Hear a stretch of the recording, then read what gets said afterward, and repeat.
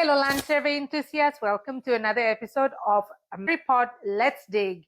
Have you ever wondered what tools that land survey crews use? Well, I've got a treat for you today.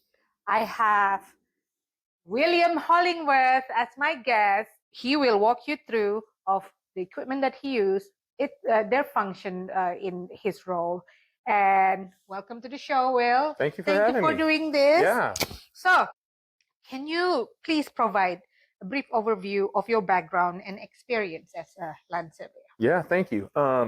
So I really do honestly feel like I'm an example of someone being called to surveying. I was a medic in the Army. And so when I got out of the military, I pursued the medical field because I was in the medical and I enjoyed it. And everyone says, you know, that's the future and that's the place for you. I ended up getting 2 degrees. The last one was a bachelor's in healthcare administration. I just wasn't happy. I worked through college and did all this, everything I was told I was supposed to do, and I just wasn't happy being an administrator in the medical field. And so I was on job searches, just trying things here and there. I feel like I started over like a million times. Everywhere I went, I felt like I couldn't find something that was fulfilling me or fit for me. And one of your crew members who worked here ended up inviting me to apply. I didn't know a whole lot about it, but it sounded like he really loved this. It was one of the first things I've ever heard him describe as a career that he really loved. And I interviewed with y'all and did my homework, you know what I mean, on what I was kind of getting myself into. And I haven't looked back since. We're coming up on 4 years now. And this is one of the most fulfilling career decisions I've ever made. You're actually one of our party chiefs who always want to evolve and keep yourself up to date in terms of technology and all that. So that's why I'm so excited having you in our podcast to show exactly what technologies that every single party chief that we have in our company use. So what we're gonna go outside and then talk about the tools that you use, but essentially, what are the fundamental tools that a land surveyor uses on a daily basis?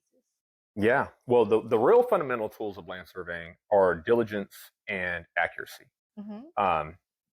But as far as equipment goes, the fundamental things we need to conduct our job and to provide the most accurate representation of property possible to our clients is a GPS rover receiver, a total station, and a data collector. These 3 things will be required and involved with every single property we go to.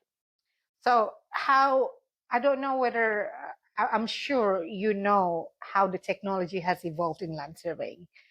In your opinion, what is the most useful technology in land surveying that we get to use now, and then you look back and then you think that, how did they do it before this was invented? Yeah.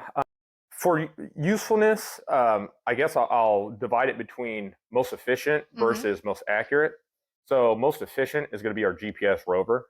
It's the invention and the solidity of having a GPS rover is what's pretty much evolved us to the point where we're operating on single-man crews.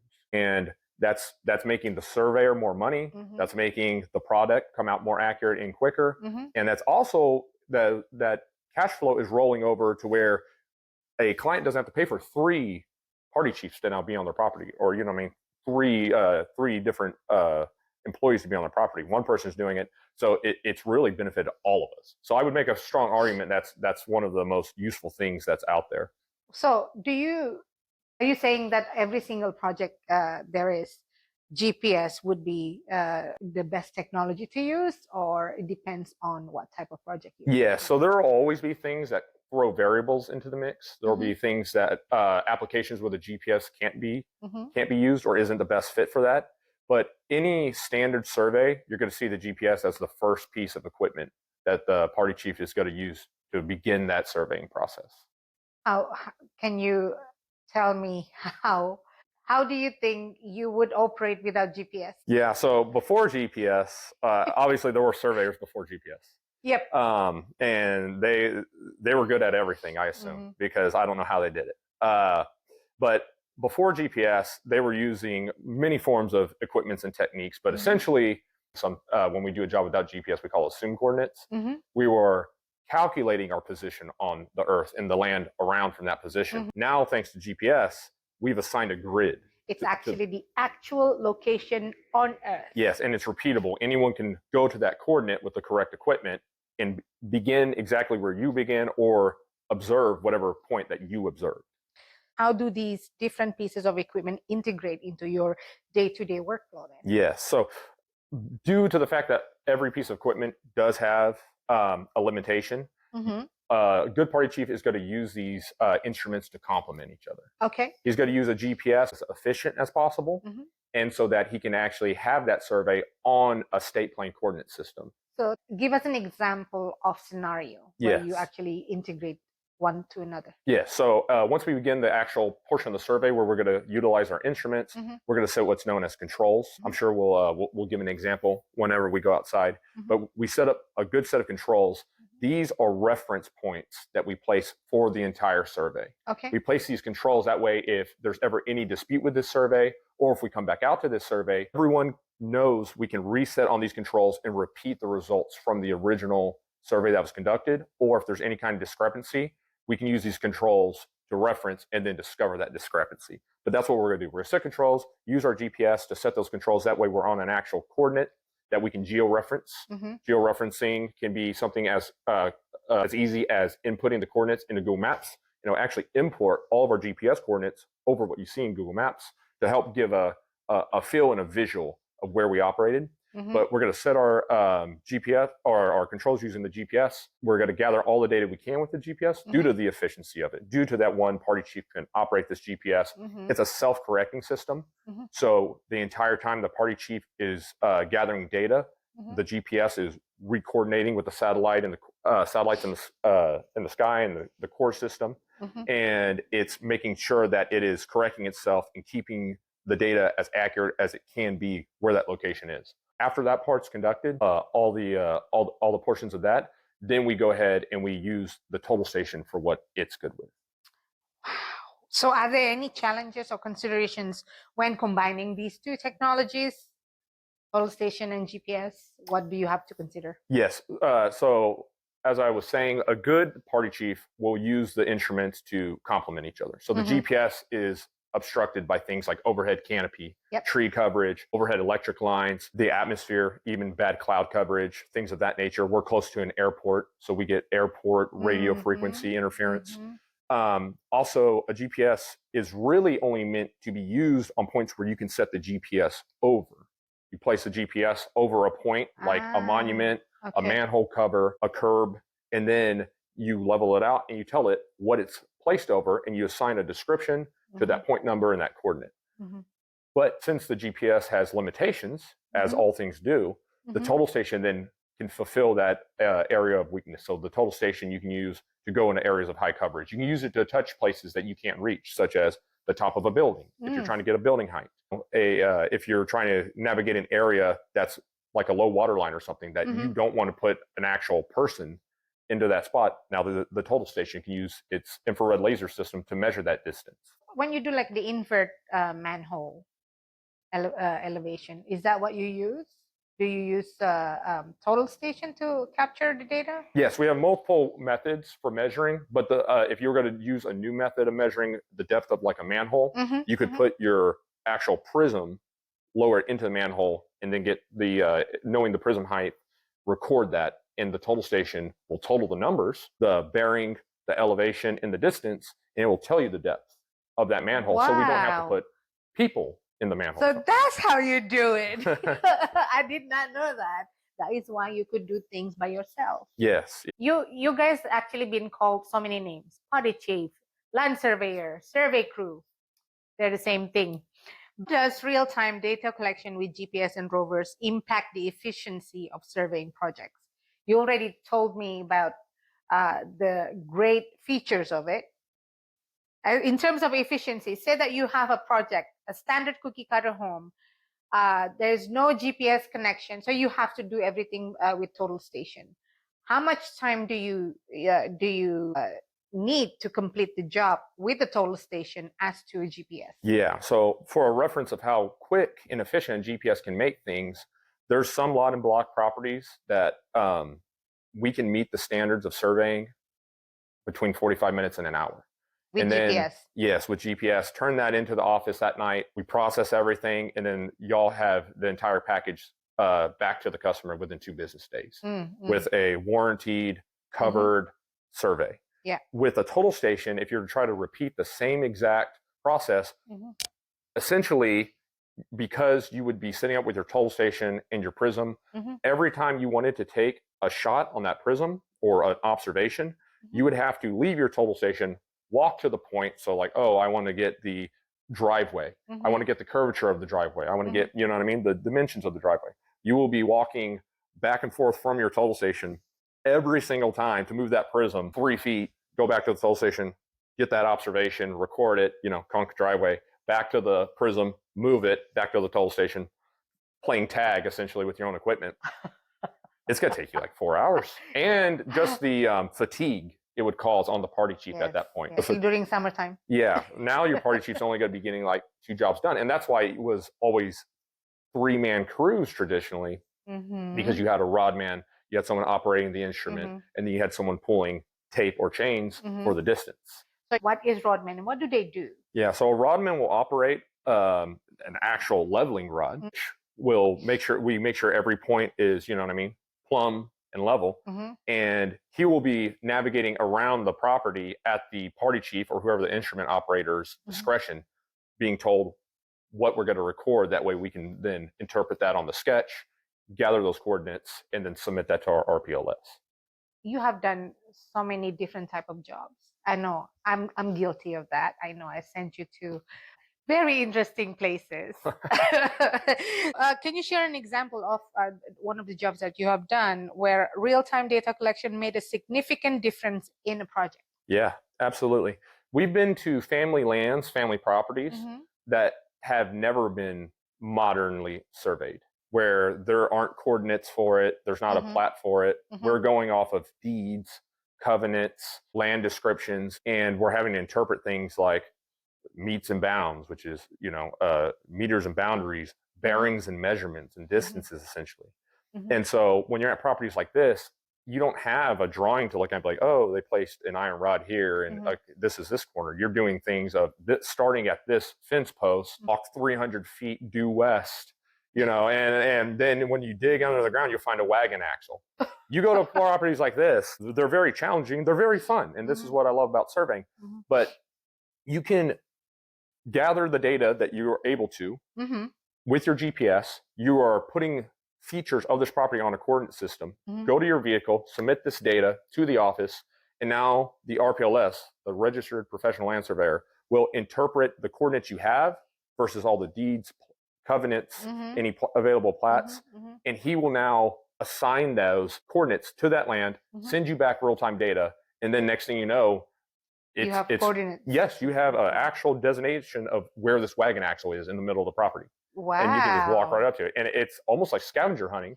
Is it overwhelming to you when you don't know what you're getting into in a way? You're kind of thrown in a deep end.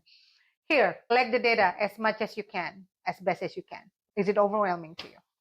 You see, everyone's guilty of it, but you see it earlier in people's career where you get mental fatigue. It's almost like you're playing, like when you're playing a very difficult game of chess, you'll get mental fatigue, and it causes tunnel vision, where you're kind of just unable to think things through and unable to see the overall big picture. So you learn to balance that. It really, you get a lot mentally stronger in surveying. And what you learn is, what problems am I in control of and what can I solve? And you start taking on the steps you can do and the things you are able to accomplish. And then you learn that you have a good team here. So then you can utilize your team to help finish up that job. You have to remember quite a lot of things, along with carrying so many things. And we will see what Will has in his trunk later on. But training and skill development that you have to go through so that you are efficient in what you do. Yeah, Ameris Surveyors has a really good program of giving you a round robin shadow training with different party chiefs. So they put you on with an experienced party chief 2-3 weeks at a time, and they round robin you through each one based off qualifications and difficulties of jobs. That way they can you gather experience and knowledge from multiple hats and multiple careers and multiple points of views. And they train you up. They give you some tests. They give you more independence. They give you some trials to see if you're prepared to be a party chief.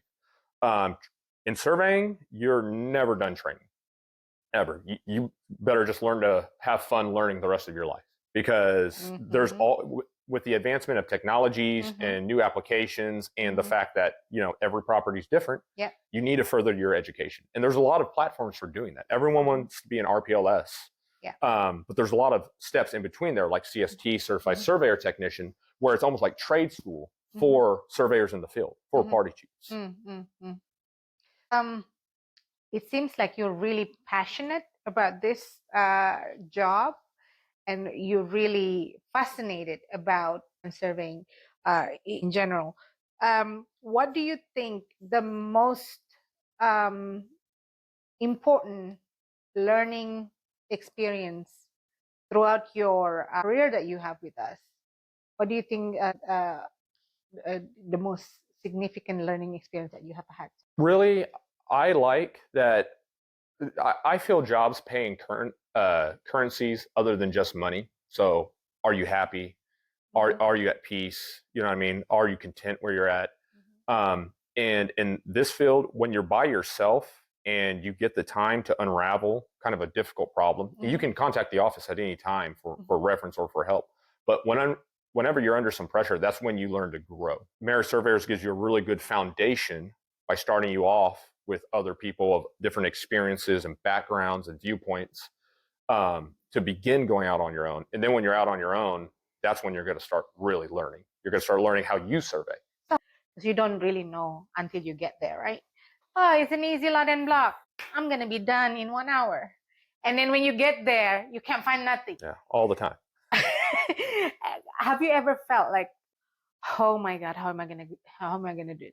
How do you tackle that? Yeah, that's the mental fatigue and the kind of the tunnel vision. I think when it happens to you, it happens to everyone, but it happens to you a few times. And if you're good at addressing, like, okay, well, what did I miss on that job? You know what I mean? What got me sent back? What delayed that job? Where did I kind of like just hyper focus? When you mentally prepare to try to take care of the things you can control and use the sources that you have around you. You can call another party chief. You can call one of our RPLSs or SITs or your management team here at the office. You get really good at just problem resolving. You just get really good at what can I control? What did I do last time? Who do I know that like has done this? And so having the good network is really what does it all. You do it so many times that you start seeing trends in the problems. Trends in, like, last time this happened to me, I didn't get the entire neighborhood. So let me walk the entire neighborhood, get the back of curbs. Let's see how big this place really is before I just call it quits. We get really good at finding our support and doing our due diligence. Are there specific certification or ongoing education that surveyors should pursue, in your opinion? Yeah. I think everyone has the utmost respect for the RPLS position. And everyone really looks up to that. For me personally, I really like the CST courses.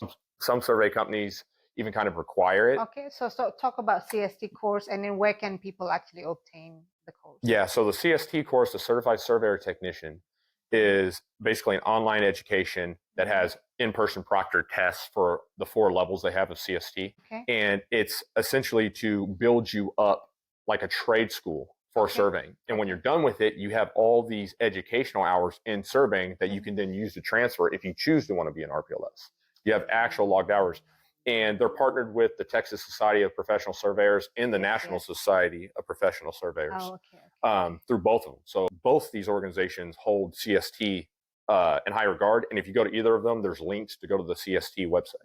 Do you find anything that you've done so far helpful in your journey learning and pursuing CST certification? Yeah, everything. The only things that were a little bit new was some of the history of surveying, when you're learning about how the Egyptians helped survey for the pyramids, really? using astronomy and standardized rope measurements and geometric angles like that. Obviously, that wasn't really part of the onboarding here. But it's good to know that's how surveying started. Yes, but as far as equipment handling, equipment accuracy, measurements, variables, surveying safety, surveying first aid, I already knew all that just from working here.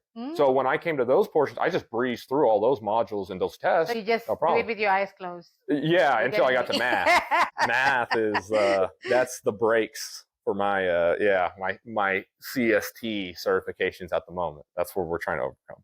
So where do you see the future of land surveying technology heading? I know that GPS is one of the most useful and a great technology invention there is. So where do you see it's heading?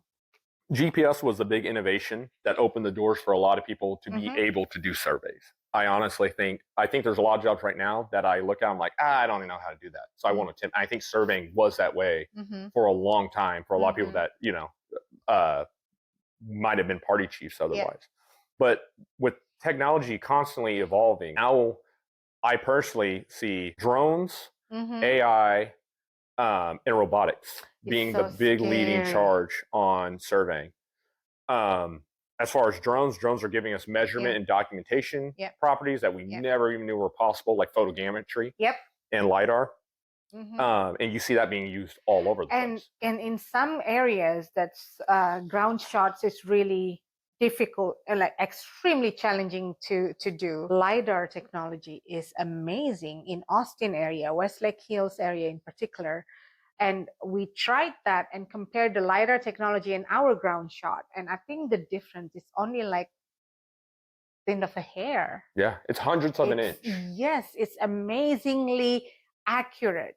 So scary. It's phenomenal. And you see them doing really cool applications you never would have even thought. Like they're taking LiDAR into caves and it's mapping the caves. So we see the caves on a computer model like ant tunnels, and it's capturing everything. Or you see like when they're going into the rainforest and they're finding all these civilizations and all these structures that are in the canopies that LiDAR, if sunshine can reach it, LiDAR can reach it. So are there emerging technologies that you are excited about in the field of land surveying besides that? Drones are the big one for me because I got my Part 107 pilot certificate. I think drones are kind of the first stage. AI is really cool because AI is starting to be able to get to the level where it can compile that job data we need before we even get to the site, before we even start the job. Really? AI is starting to get to the point where they're making databases where it'll gather that for you. So you say, I want to survey 102 Prospect Lane, and it's going to go ahead and it's going to start pulling out all your court documents and your plats and all that and putting it in a folder so you're ready.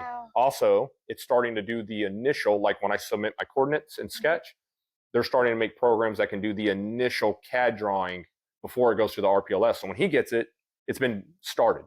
And now he can, it takes a human expert element to fix it, but it's playing a role in that.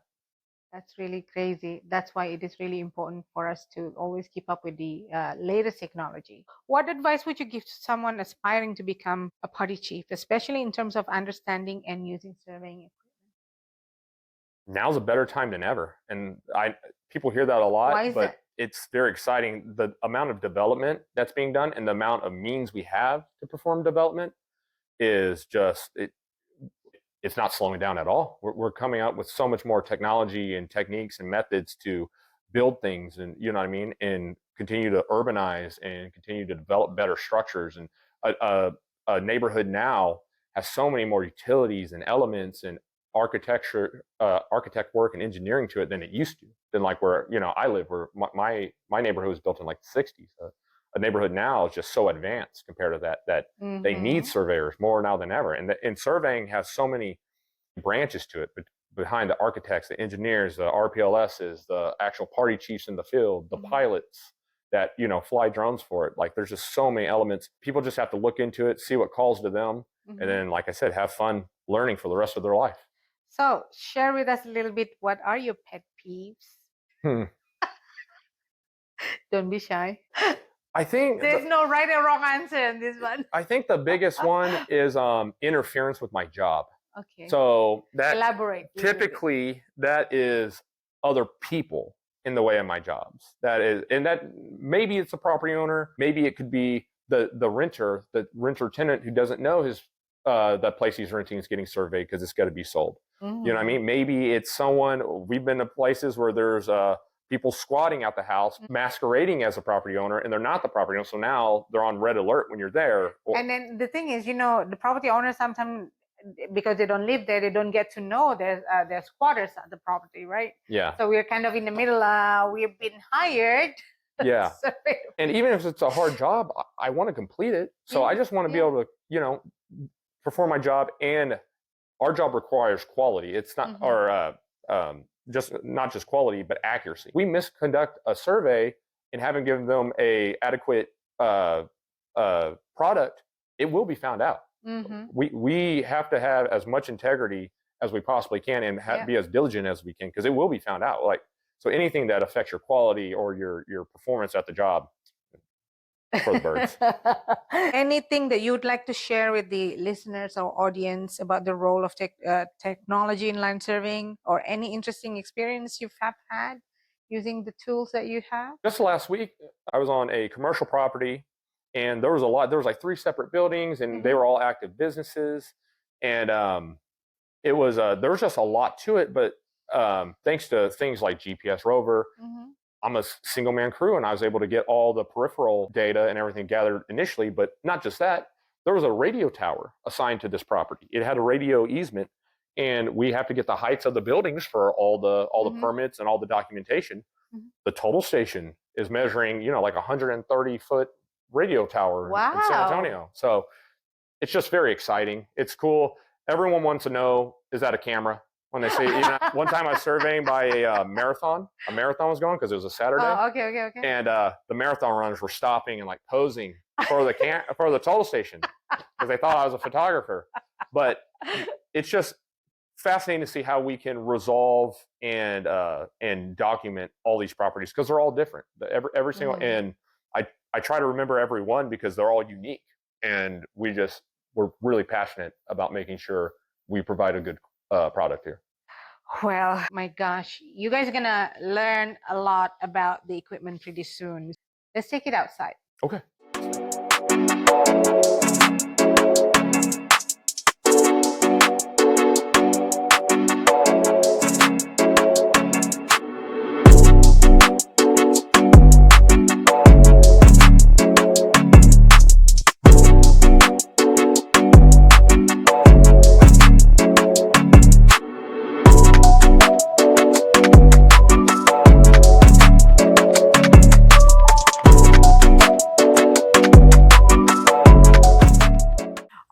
So what do you have here? Right here we have a magnail. Magnail. That we sit in the ground. Then we observe it using our GPS rover. Okay. The GPS rover assigns a coordinate to it. Okay. Here in the state plane of Texas.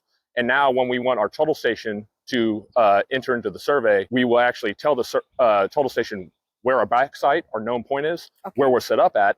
And now the total station will understand what coordinates it's operating So on. Is this serving as control point as well in a way, or no? Yes.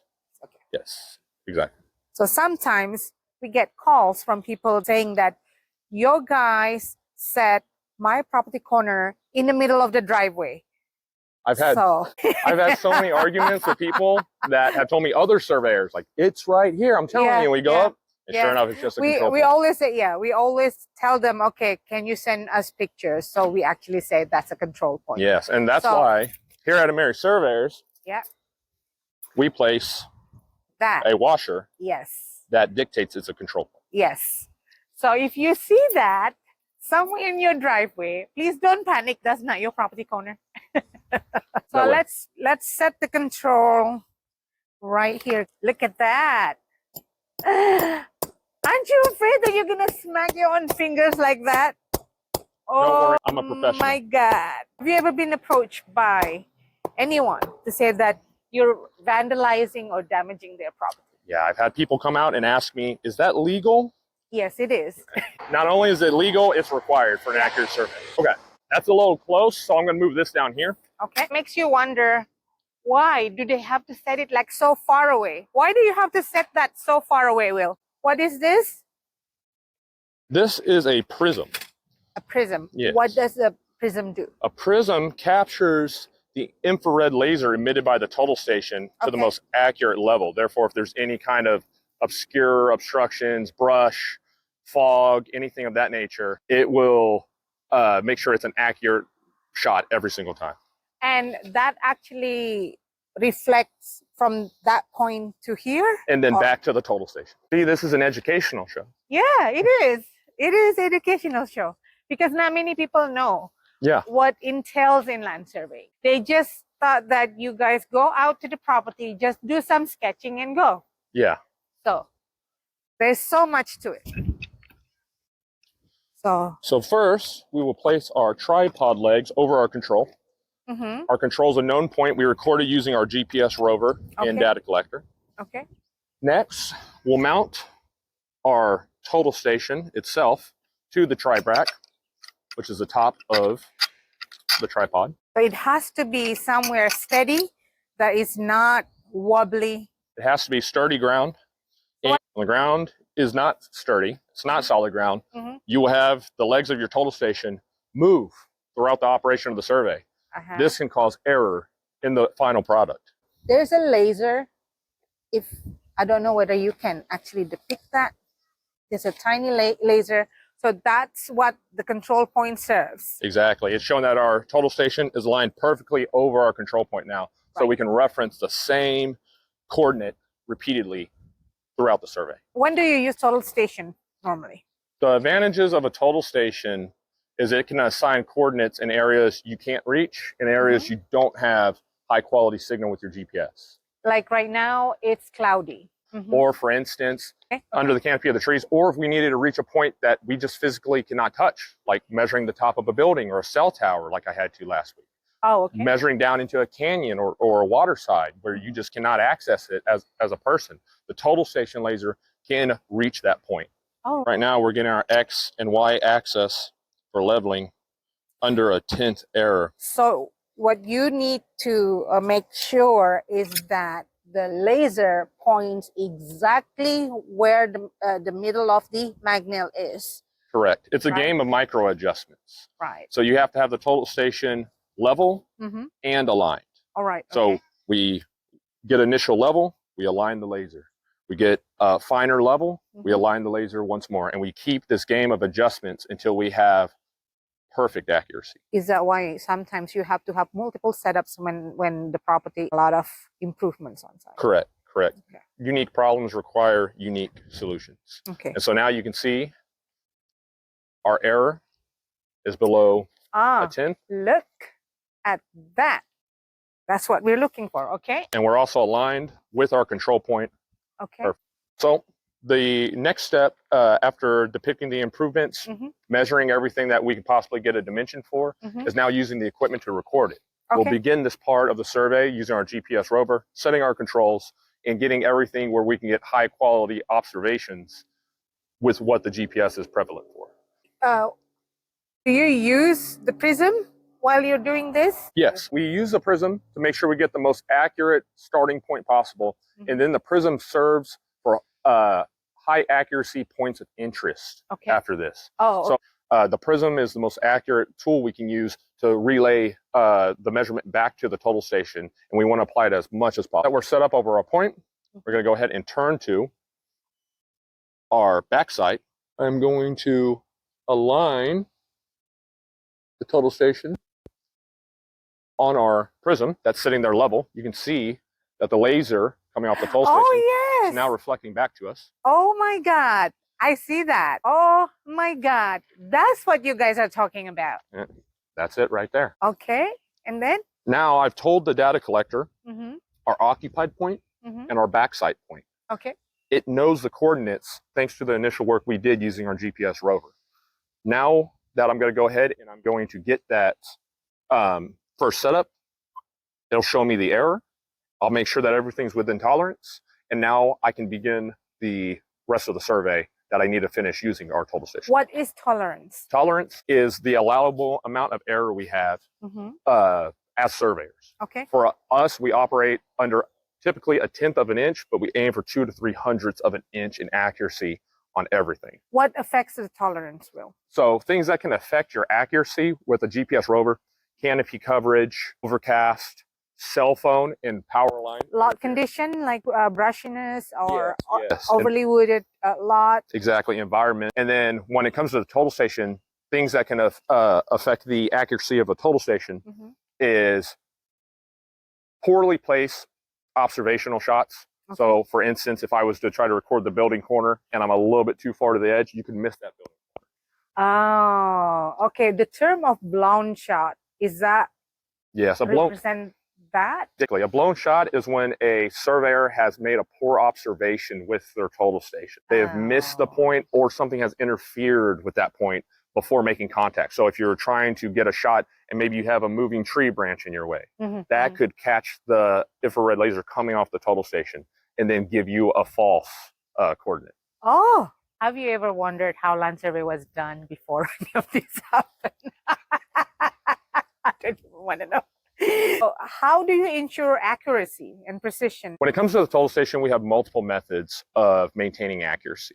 First is the tolerance of your initial setup. Like I said, we make sure we operate under a 10th. Secondly, the training we get on quality of shots, checking shots that are at risk of being blown shots, double checking.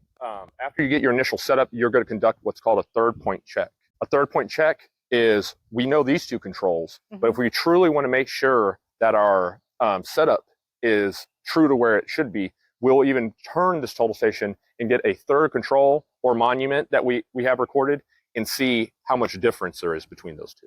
And now we're clear to go ahead and continue on with our survey. The advantages of a total station is it yields higher accuracy. There's no frequency interference. As long as the operator is conducting quality observations using it, you won't get the same interference. Is it because you're basically not relying on any satellite or Correct. Everything's being conducted locally from your data collector to your local equipment. How efficient is it? Extremely accurate. Efficiency depends on the level of difficulty with the survey. If you're having to leave your total station to constantly move your prism to the next point, it will start to compound the time it takes to complete the survey. The GPS is great because it's self-correcting, meaning that if there is any error, it'll actually detect it and fix it later on, to where the total station, the operator is the only thing that can reference if there's an error being conducted. So a total station can compound error if there's any kind of bad setup or difficult situation. Basically, any error is user error using total station. Correct. Whereas GPS is like a clever child. Yes, the GPS will help aid you in correcting any kind of user error, to where the total station, well, there's nothing that can interfere with it. It's 100% up to the operator. Describe to us what a rover is in the context of land surveying. Yes. What is this? Yes. So here we have our GPS rover. It runs off a state plane coordinate system, Central Texas to be specific. And when we place it over our control points, it can assign the specific coordinate, the northing and easting of where that is here physically. Okay.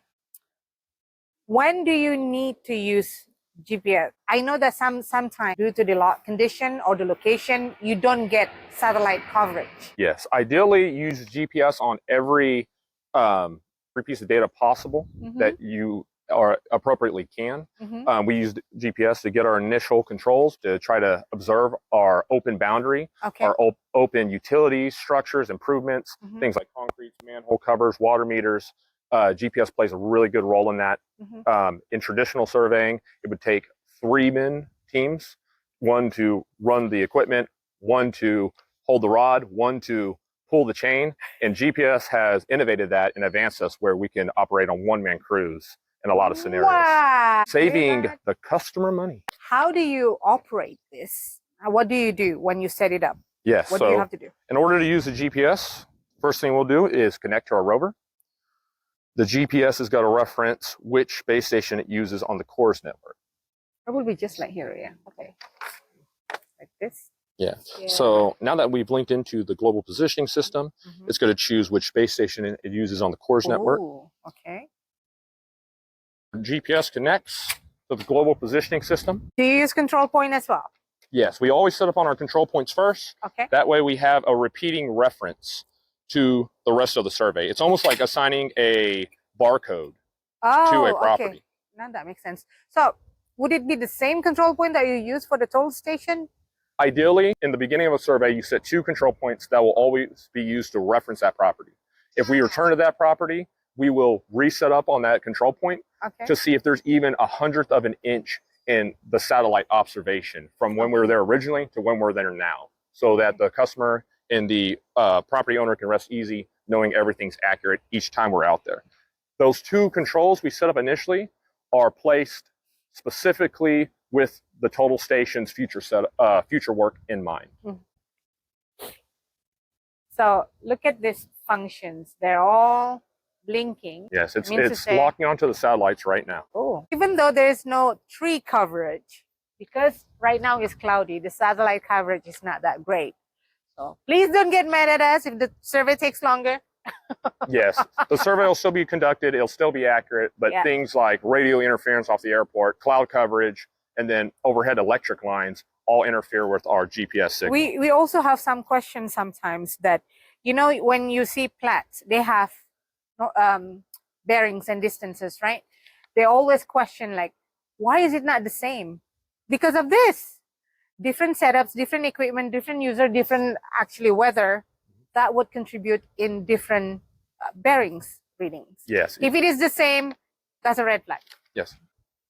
You can get varied, tolerances and varied results based off poor quality that's been done. Thanks to new GPS signal, though, we can reference any point we've recorded, and we can come back. If there's anything that seems out of place, we can come back and we can re-observe it and make sure that it is where it says it is. Ooh. So now that we have a fixed signal, you can see this blue triangle represents where we're sitting between all of our known points. We can tell it to record, and it will begin the recording process, eliminating any error that was at the initial shot as it speaks to the satellite and the core system further. Once we get the error down to 0, that's when we can go ahead and store that position. So how long does that take? How long it takes to reduce your error to 0 depends on how good your initial setup was. So what the error was at the beginning of it, in our case, it was 1200ths, and it'll continue to count more observations until it triangulates that exact point. So poor setups really could cost you redoing the job completely. Correct. Even though it has self-correcting means to a GPS, something like rushing it or not giving enough time to triangulate the point could cause you to have what's known as a blown shot now with the GPS. Now, how is the weather, like rain, would affect your job? Rain affects a surveyor physically from the beginning of the job all the way through, from just trying to get your sketch the property, from making sure you can actually see every utility, every improvement correctly. I know I've done jobs in the snow, and it makes it very hard to detect what's under the snow. It has an interference with that, not including the safety issues that it can cause a surveyor, which can delay a property survey. And then plus, our equipment is very sensitive as well. Yes. With the weather, it rains and all that, it may not be operating as it's supposed to be. Correct. So now that it's eliminated the error down to 100th horizontally and 100th vertically, it's ready to accept this position. In what scenarios would a land surveyor opt for a rover system over other equipment? A land surveyor will use a rover system as much as he possibly can for all things that are appropriate for it. So for instance, I can't record a house corner using a land rover because I can't get above the building corner. However, for things like fences, driveways, utilities like water meters, the rover plays the most efficient role so that a one-man crew can get accurate positions on everything that's on that property. So what is robotic setup then? So a robotic total station is a total station that actually uses a radio receiver to talk to the data collector, not just a Bluetooth receiver. Therefore, it extends the signal and it tracks the prism as the surveyor moves around. And I brought mine if you want me to set it up. Yes, yes, that would be great. Here we have a robotic total station. The robotic total station is mostly superior to the manual total station almost every way. It just has a little more complexity to the setup. That's cool. Here we have our robotic setup with a robotic data collector and 360-degree prism. And then we have our traditional total station. It's a signed data collector, and then the traditional forward-facing prism. We will set up a robotic in the exact same method. However, instead of using a laser to reflect down to our control point, the robotic, in fact, uses a spy piece. How many things our crew has have to do on site. See, this is why it is highly advisable to leave them alone.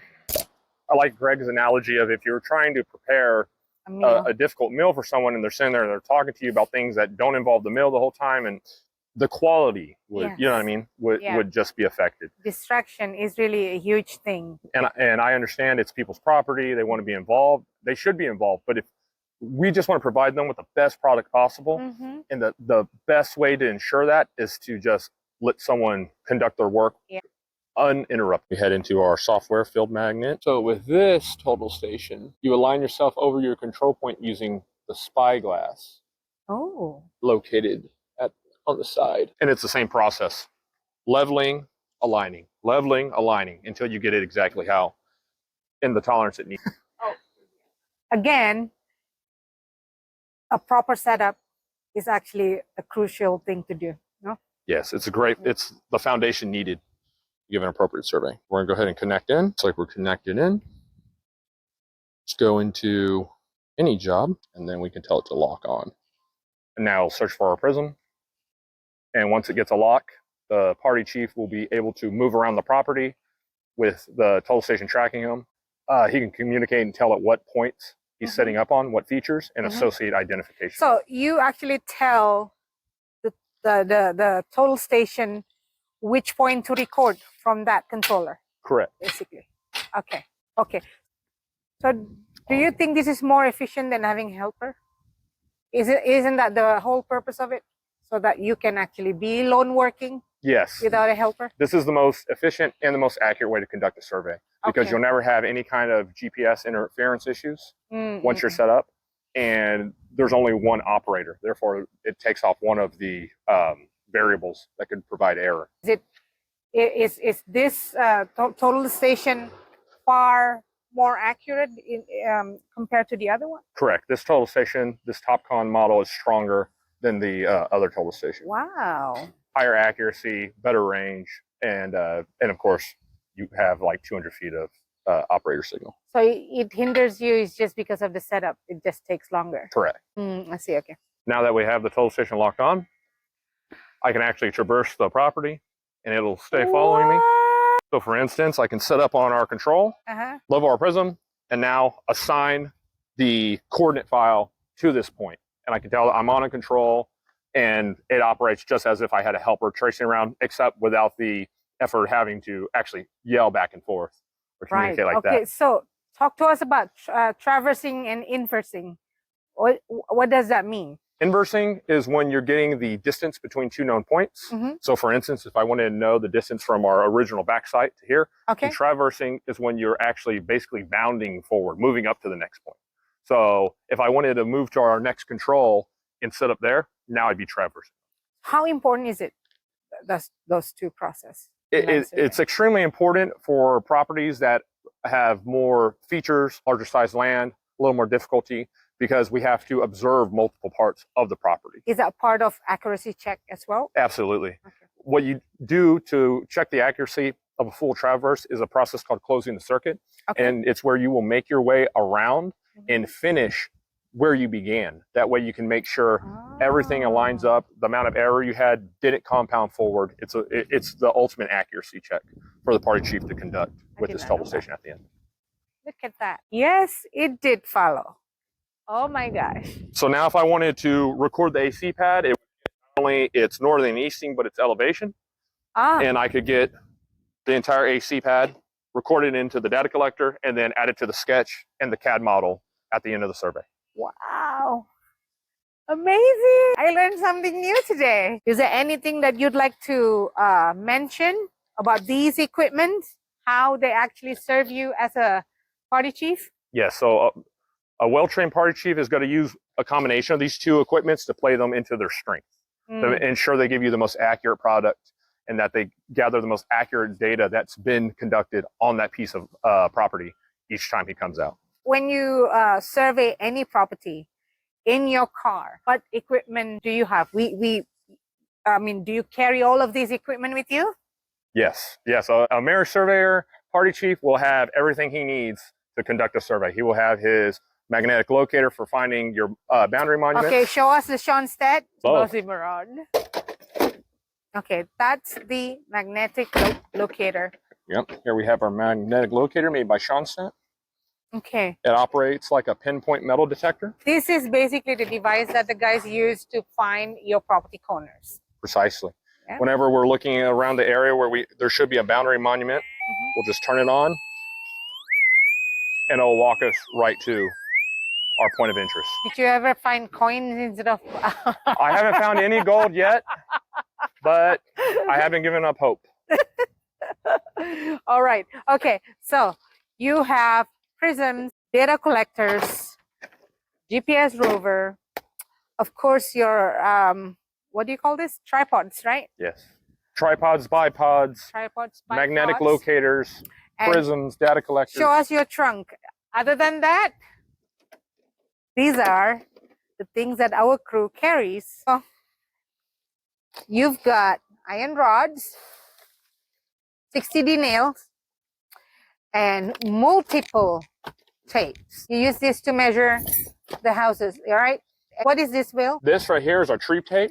Okay. It wraps around the circumference of the tree, but actually gives us the diameter. How do you measure a tree normally? Whenever you're conducting a tree survey, all measurements are taken at what's known as DBH, diameter at breast height. It's approximately 4.5 feet. You start by placing it on the front, wrapping the tree tape around the trunk of the tree, and this tape will give you the diameter of that tree. So this is a 1-foot power pole. Excellent. Well-equipped, a marriage surveyor party chief will have a trunk full of supplies.